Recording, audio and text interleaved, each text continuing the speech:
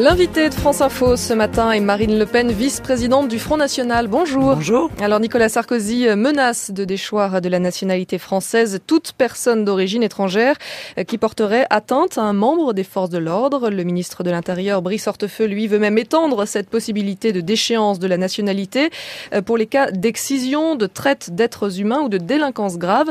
Vous en pensez quoi ? Oh, vous savez que cette proposition est dans le programme du Front National depuis de très nombreuses années, mais les Français ont bien compris maintenant depuis 2007, Nicolas Sarkozy chante en playback. Bon, le problème, c'est que Nicolas Sarkozy, par ses annonces, ses mesures publicitaires isolées, en réalité est en train de constituer une politique incohérente et donc inefficace. Si je peux me permettre de vous donner quelques exemples de ces incohérences. Par exemple, il évoque la déchéance de la nationalité. Je pense qu'il ne le fera pas d'ailleurs, ça restera une annonce. Mais dans ces conditions-là, il y a déjà une première chose à faire, c'est d'arrêter de distribuer la nationalité française à tour de bras et d'arrêter de transformer les préfectures en usines à fabriquer des Français de papier, ce qui est le cas actuellement.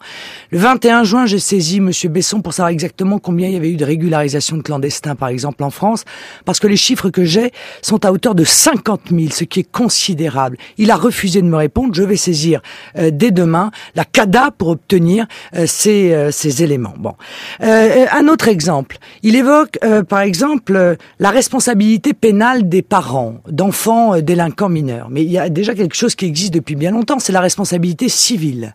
Or, celle-ci n'est pas appliquée. Jamais. J'aimerais par exemple savoir combien de pourcentage d'amendes sont recouvrées dans les quartiers difficiles lorsque ces amendes ont été prononcées par exemple, le tribunal correctionnel de Bobigny. Je pense qu'on s'amuserait beaucoup à s'apercevoir qu'en réalité, il n'y a pas une seule de ces amendes qui est recouvrée par le moindre huissier. Donc vous voyez que, encore une fois, les annonces sont une chose, le problème c'est que en réalité rien n'est fait et que pendant ce temps-là, la situation s'aggrave dans des conditions qui deviennent profondément inquiétantes. Et pour vous, cette possibilité de déchoir de la nationalité française quelqu'un, c'est une solution ? Écoutez, c'est quand même la moindre des choses. À partir du moment où l'on accorde la nationalité française à quelqu'un, il me paraît tout à fait normal que si cette personne abuse de notre hospitalité et se comporte d'une manière qui aurait justifié qu'il n'obtienne pas cette nationalité, on la lui retire. Quel comportement, par exemple ? Pendant un temps donné. Pendant, par exemple, une période de 10 ans. Ceci me paraîtrait tout à fait naturel. Mais pour quel genre de comportement, par exemple ? Par exemple, pour une récidive de délit, par exemple pour un comportement criminel, par exemple pour l'ensemble des choses qui nous apparaissent comme étant totalement contraires à nos lois, à nos valeurs et qui démontrent la volonté de cette personne de combattre notre pays, de s'extraire du fonctionnement normal de la société et de commettre bien entendu des faits qui font souffrir nos compatriotes, bien sûr. Ça veut dire que vous voulez créer deux catégories de Français. Il y a les Français de souche et les autres. Il y aurait une sorte de probation, mais dites-moi, quand vous avez votre permis de conduire, vous l'avez pas à vie jusqu'à nouvel ordre. Bon, on vous retire des points et vous pouvez perdre votre permis de conduire. C'est exactement la même chose. La nationalité française n'est pas une situation administrative. Mais c'est bien plus profond que cela. Par conséquent, nous devons être exigeants et je crois que là où Nicolas Sarkozy pêche, c'est qu'en réalité, la vraie seule réforme possible, c'est la modification du code de la nationalité. Il faut changer les règles d'acquisition de la nationalité pour les soumettre à des conditions qui soient des conditions en même temps strictes et précises. Aujourd'hui, on nous explique par exemple que on va peut-être déchoir de la nationalité les polygames. Mais ils étaient probablement déjà polygames lorsqu'ils ont acquis la nationalité. Il y a des gens qui acquièrent la nationalité qui ne parlent pas français.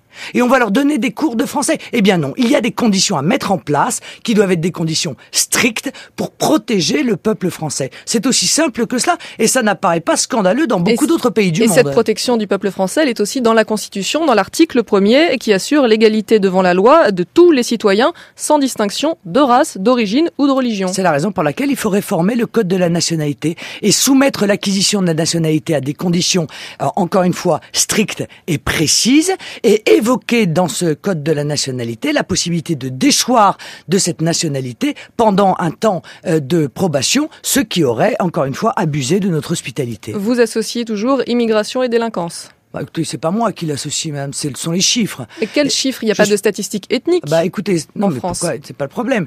Le problème, c'est que vous prenez la carte de la délinquance et vous prenez la carte de l'immigration. Et vous verrez que ces deux cartes se superposent de manière quasiment totale. Des cartes faites par qui? Des statistiques qui viennent d'où? Oui, les statistiques du ministère de l'Intérieur, madame. Les statistiques du ministère de l'Intérieur en matière de délinquance, les statistiques du ministère de l'Intérieur en matière d'immigration. Vous superposez ces deux cartes et vous verrez qu'elles se superposent totalement. Voilà, mais nous le savons ça depuis 30 ans, les Français le savent depuis 30 ans. Il n'y a que Nicolas Sarkozy, ses amis et ses amis du Parti Socialiste qui continuent et qui ont continué pendant des années à nier cette situation, avec une responsabilité très lourde de la part du président de la République. Parce qu'en faisant croire qu'il fait quelque chose, eh bien pendant ce temps-là, il laisse la situation se dégrader. Or cette situation, c'est une situation de pré-guerre civile dans toute une série de quartiers qui se multiplient. Aujourd'hui, combien y a-t-il de quartiers dans lesquels les forces de police ne peuvent pas exercer correctement la protection de la population ?